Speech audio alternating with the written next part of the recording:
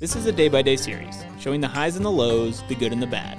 Our best depiction of how this adventure happened, on our own, on public land.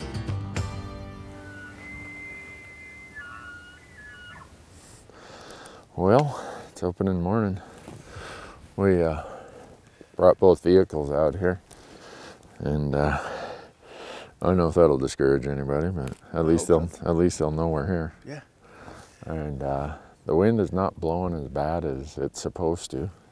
It's supposed to be up in the 40s this afternoon, so we got about a mile, I don't know, to the back corner, mile and 3/4, to just slowly ease our way up the ridges. So we're here we got here an hour and 20 minutes before shooting light. Yep. So we'll see how it goes. We've done a lot of scouting. We'll see if our scouting pays off. Make the plan come together.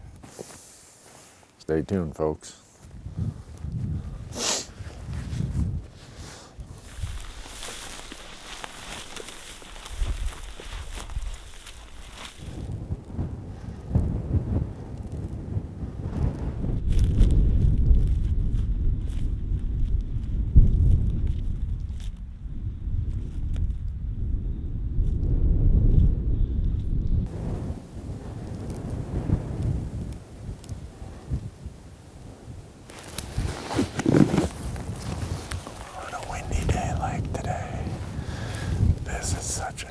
Pocket for them to come and get out of the wind.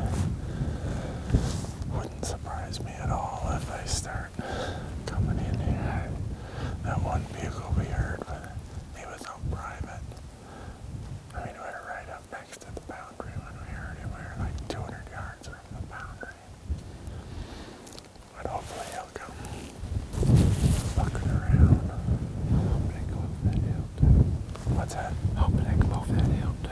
There's a really good chance of that.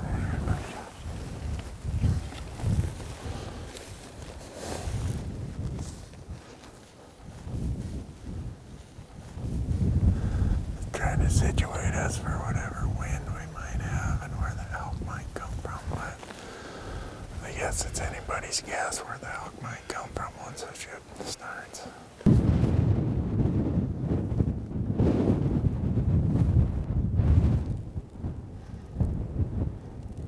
There's a little bowl there. There's a bowl working up the left side.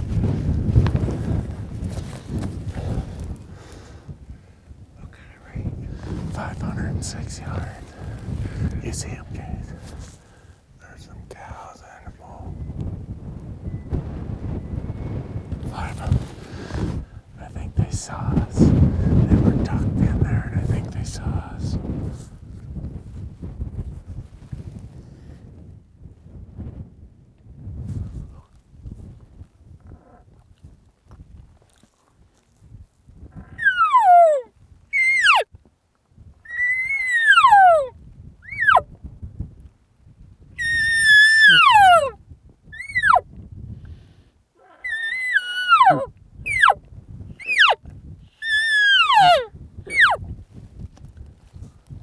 I doubt he can hear it.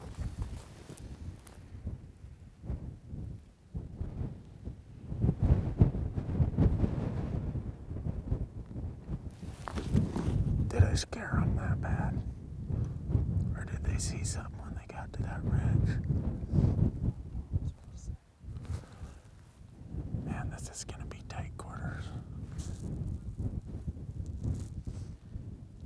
Right where they were is like right on the corner.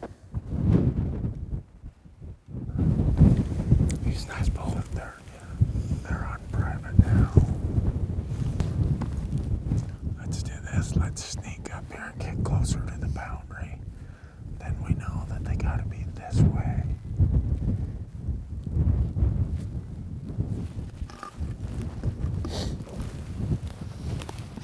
With all that shooting in about 15 or 20 minutes, there could be elk all over the place.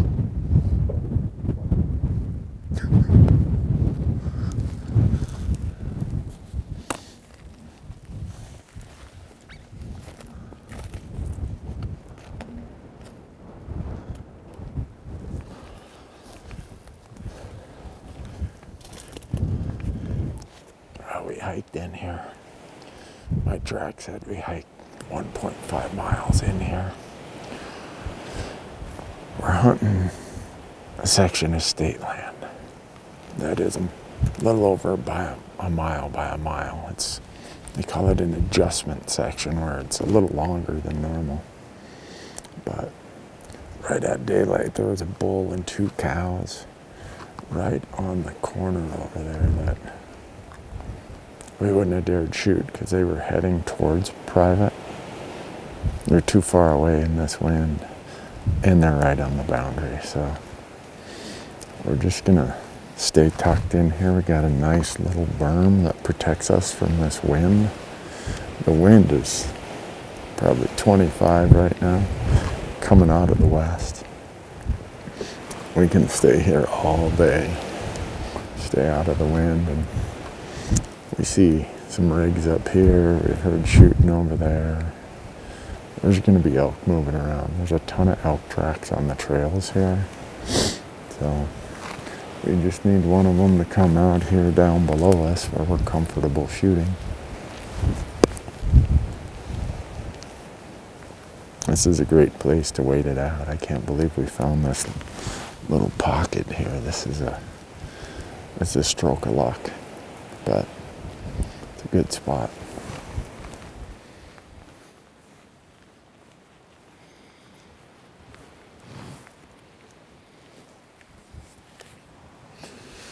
Well, the better part of the morning is behind us here. We found this nice little berm to tuck in behind and get out of the wind, because it's a brutal wind when you get out in it. When we came in this morning, we came in full moonlight. Crazy, you didn't really even need a headlamp. And as we started getting up there, there was a bull and a few cows right on the boundary line, the south boundary line, and I thought that, I don't know if they saw us. They didn't smell us because we were downwind of them, or if they were just moving off, but wouldn't have been a possible shot anyhow, standing right on the property line like that. But so we've been tucked in here, glassing off this big bench up above us. Probably 200, 250 elk came pouring off there.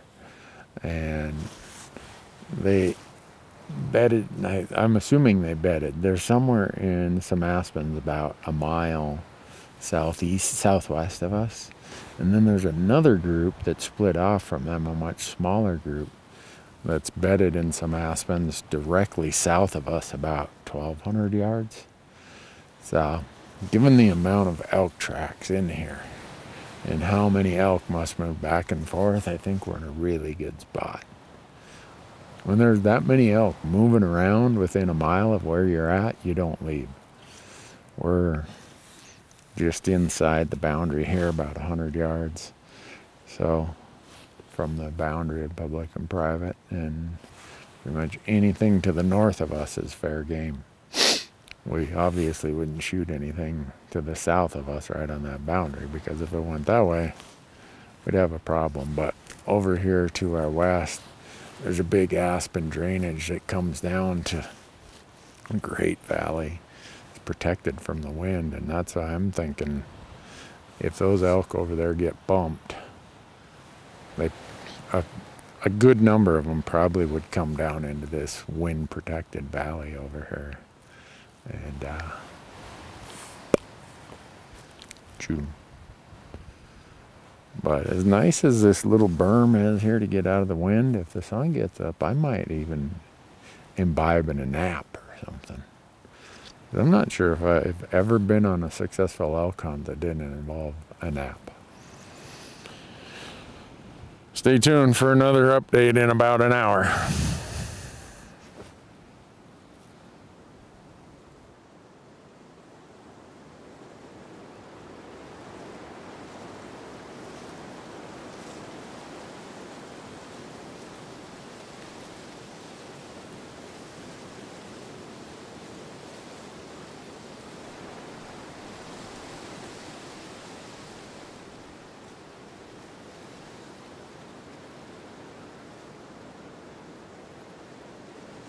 Well, we've been sitting here since daylight. Right now it's a little before 3 o'clock.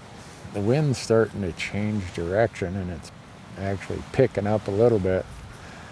It's supposed to peak in the next 2 hours and then slowly die down. Tomorrow's supposed to be, I don't know, 20-mile-an-hour winds instead of 30. But right now we've got 3 groups of elk out here behind us. We got one that's about south, more west-southwest, about a mile from the boundary. We got another group that is pretty much straight southwest, probably, I don't know, again, close to a mile from the boundary. And then we've got another group straight south of us that's only about 1,000 yards out there. And they're just slowly feeding this direction. Now the question is, Sean, whether or not they're going to get here. I hope so. Before the end of shooting line. I hope so. Because now that the winds come more this way, they're feeding this way, and that would take them right down into the bullpen there where you could... Prime zone, yeah, that'd be the perfect ambush. Yeah. Yeah. You got any projections? Oh yeah, one's gonna fall tonight. Tonight? Hoping so. I like that. I really like that. I hope so.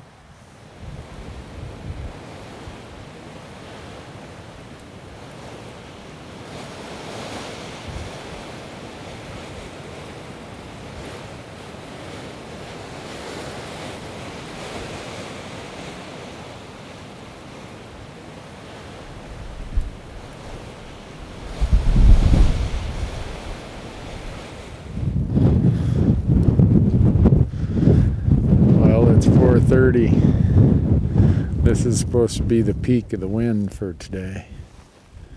And every ridge you look at out here, there are elk on it. They're all anywhere from 1,000 to 1,500 yards away. They aren't coming down this far right now. Some of them are even going up higher. But you never know. Still got 2.5 hours. The best 2.5 hours of the day. Right now it's hard to look somewhere in my binoculars and not have an elk somewhere in the field of view. Yeah, there's a bunch of them up there.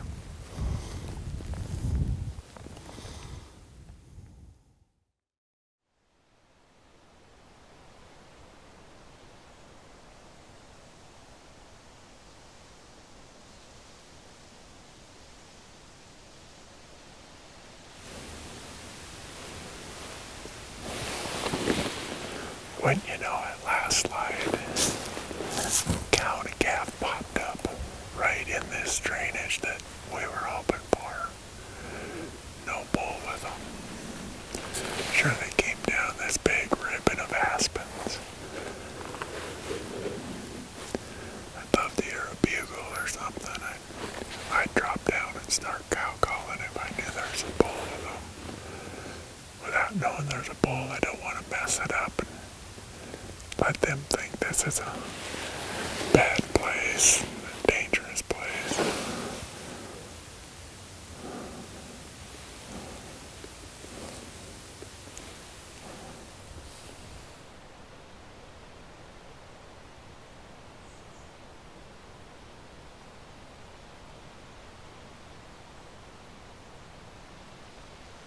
Well, we just lost our last bit of legal shooting line.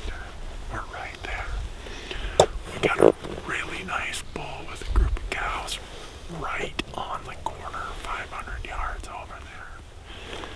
My goal is to sneak out of here without them hearing us or seeing us or smelling us.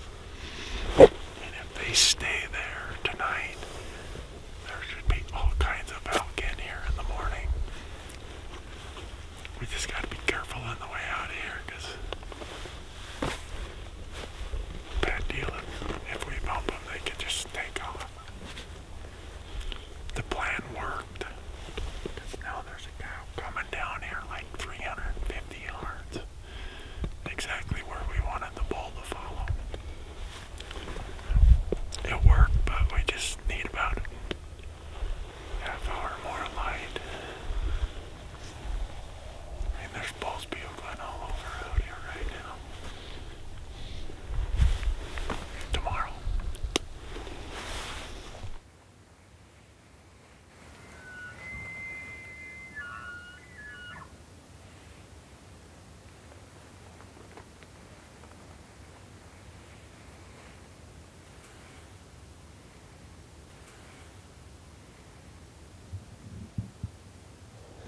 day 2.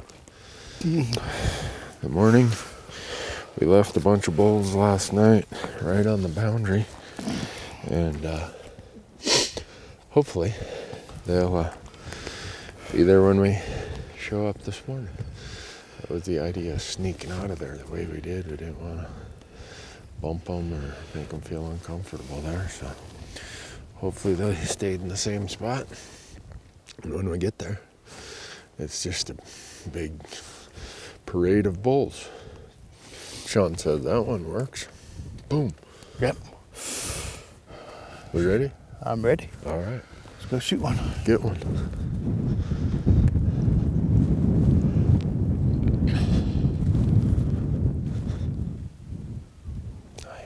You're going already, don't you? Guess that's a good sign. I like it. There's a bull up there. A morning with a bugle is way better than a morning without a bugle. They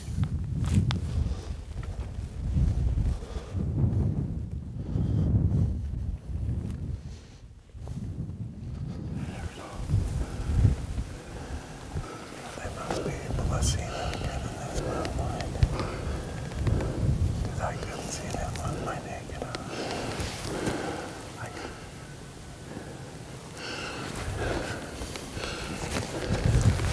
They went right up here.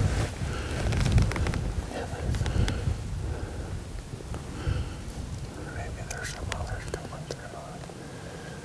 Maybe they left some up in these hills. If we would have went around that way, they would have smelled us. Yeah. As it is, they only saw something which doesn't spook them nearly as bad as if they smell something. So they didn't go off on a 5-mile run. They didn't go off 5 miles away. They just ran it off. Just walking off. Okay.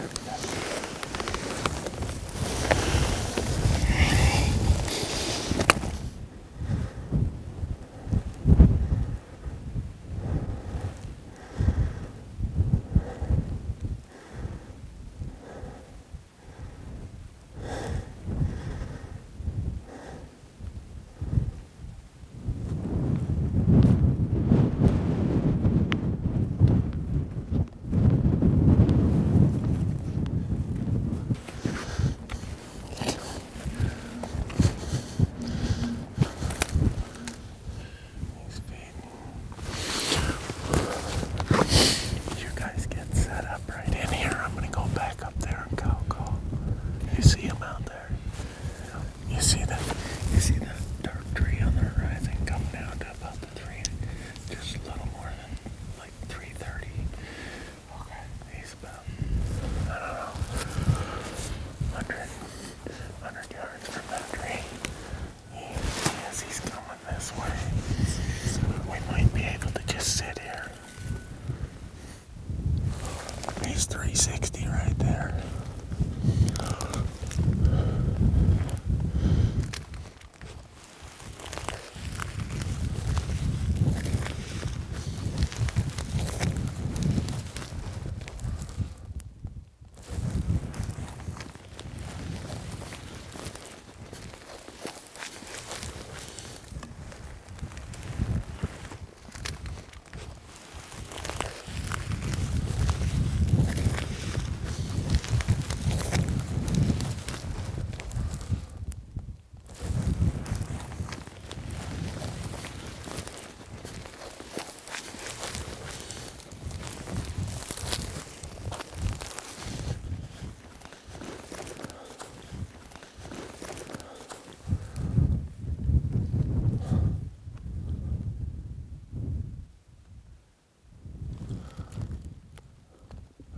Can you see him, Sean?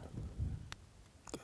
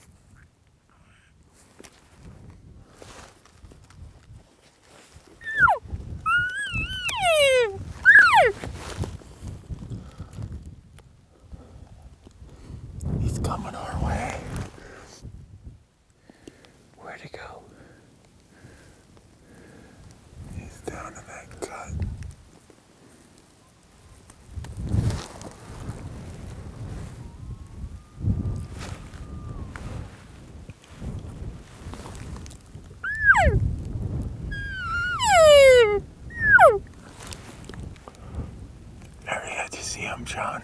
No. You see him? He's more right. He just came out of this cut. He's at 220. He's looking at us. Yeah, I see him. He's standing right there looking at us.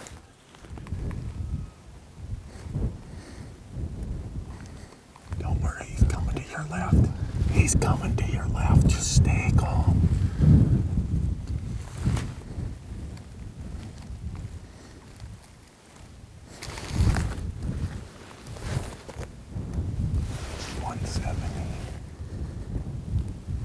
I can't see him.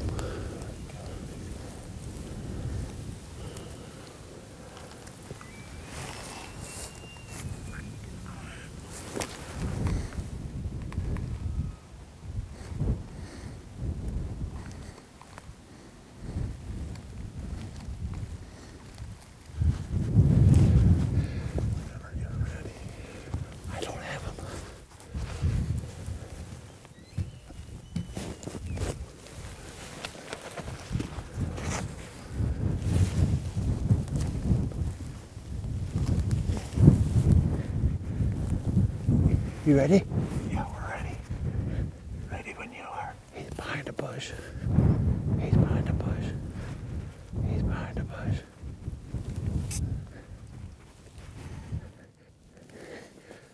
Whenever.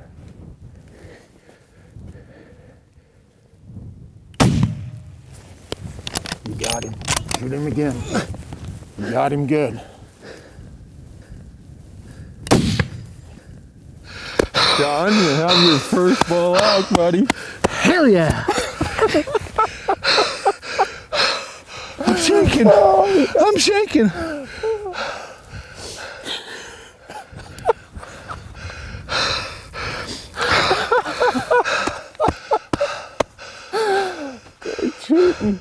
You talk about patience. You shot him at 110 yards. I saw him coming. He kept getting bigger and bigger. I had my scope on too, in case he was running. And then when he was close, I said, "Well, let me dial it. Let me dial it up a little bit." Well, hell, then I had to back it off again. I dialed up to 8, and he was so close, I had to back it off. Oh yeah. I thought this was getting in my way, and when he kept going right, I was like, I'm fixing. Well, when you were trying to shoot, you see that bush right there? Yeah. That's what was in your scope.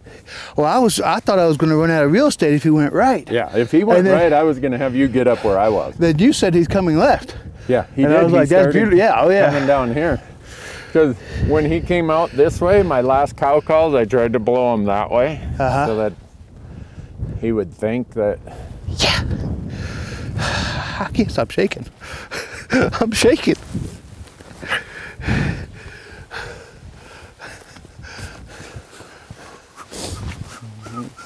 I can't stop shaking.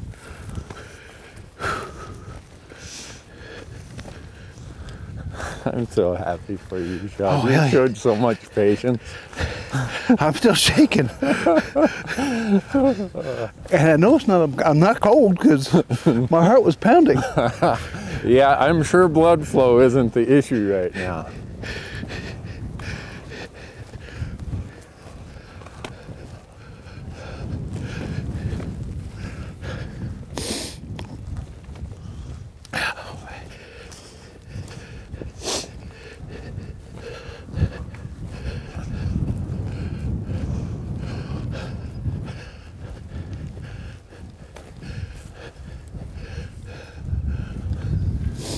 He's not a little raggy.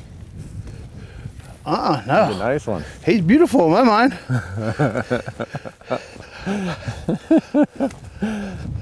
I like him. He's all mine.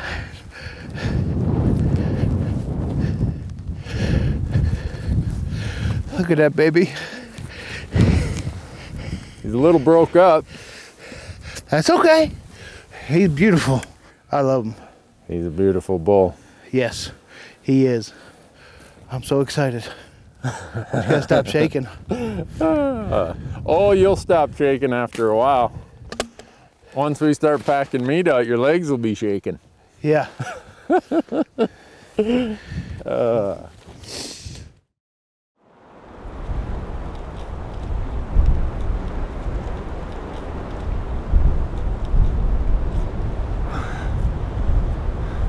Big enough?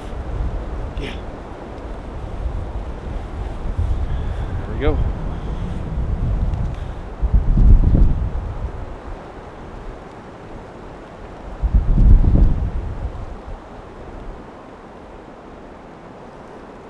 Well, folks, we got packs full of meat. We're gonna come back and get some more, but there's nothing left on that carcass. And we recruited Curtis Garvin, world famous elk caller, who every year at the Rocky Mountain Elk Foundation's Elk Calling Championship, he's in the running for the final in the men's division. And he lives locally here, and he said, boy, if you guys shoot one, I'd like to know about it. So we shot one. I texted him, he said, I'll be right there with my pack. He looked like a jackrabbit coming across the sage here. You always go that fast? Oh, yes, sir. So, you know, when you got an elk down out in the middle of nowhere, you never turn down extra help. So, Nope. Sean said he'd even buy him lunch. Yep. Dinner, whatever. I'm excited. Here we go, folks. We'll be back for another trip.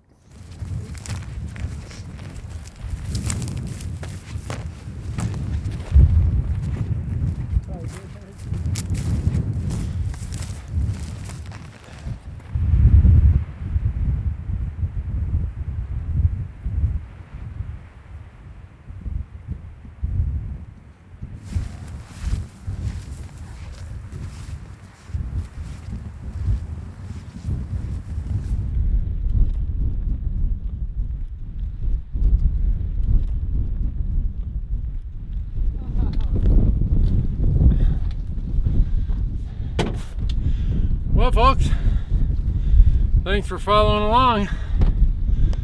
Sean Ryan came all the way from Georgia. Got himself a nice bull elk, and he got a couple new friends along the way. Yep. It was a great experience. Awesome hunt. And Curtis, he got to do his favorite thing in the world. Yeah. Thank you for letting me be here with you guys. I appreciate it. Thank you for all the help. Curtis said that there's nothing he'd rather do than pack elk. You're just the man we've been looking for, Curtis. Now his brother Cody, who's also a world-class elk caller, he doesn't live around here, so he got out of all the fun. So Cody, hope you're well. Thanks for following along, folks. We had a blast.